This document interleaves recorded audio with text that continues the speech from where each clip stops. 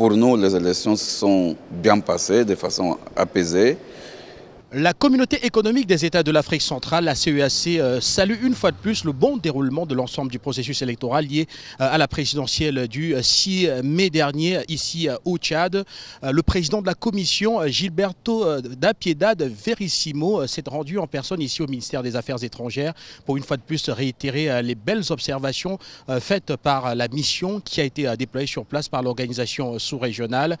Il a aussi tenu à préciser, à dire au ministre que l'organisation se rangeait aux côtés des autorités tchadiennes, notamment pour les autres processus électoraux à venir, notamment les élections législatives et les élections locales.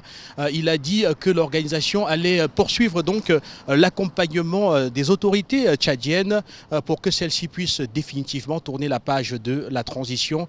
Et le ministre en personne lui a rappelé que le processus électoral suivait son cours, notamment avec l'examen en ce moment des différents recours des candidats devant le Conseil constitutionnel, lesquels recours devraient donc se terminer par, bien sûr, la proclamation définitive des résultats.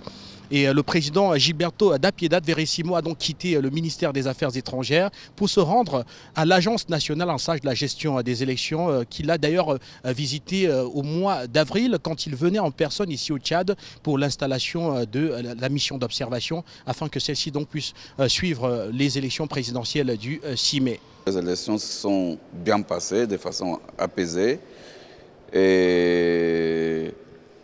Et le chemin, c'est celle que le Tchad a déjà décidé d'entreprendre, un chemin de paix, d'apaisement pour faire le pays réussir. Donc, on a aussi dit à Monsieur le ministre que nous sommes encore là.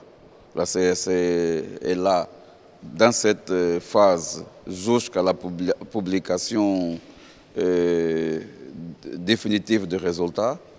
Et après, la CEAC va continuer à accompagner le Tchad jusqu'au boucler de tous les procès, de tous les processus. Parce que vous savez que ça a été seulement l'élection présidentielle, mais il manque encore l'élection législative et locale. Monsieur le ministre nous a informé des recours qui ont été déposés à la Cour constitutionnelle et il nous a dit que le gouvernement va attendre parce que ce n'est pas le gouvernement qui doit prendre une décision par rapport à ça, c'est la Cour constitutionnelle et le gouvernement va suivre ce que la Cour constitutionnelle va décider par rapport aux recours qui ont été déposés. C'est ça que c'est aussi important. Parce que ça nous rassure que l'apaisement va se garder. Le gouvernement ne va pas faire une chose contre les recours. Ils sont là. Ce n'est pas le gouvernement qui décide, c'est la Cour. Et le gouvernement a décidé de laisser la Cour faire son travail.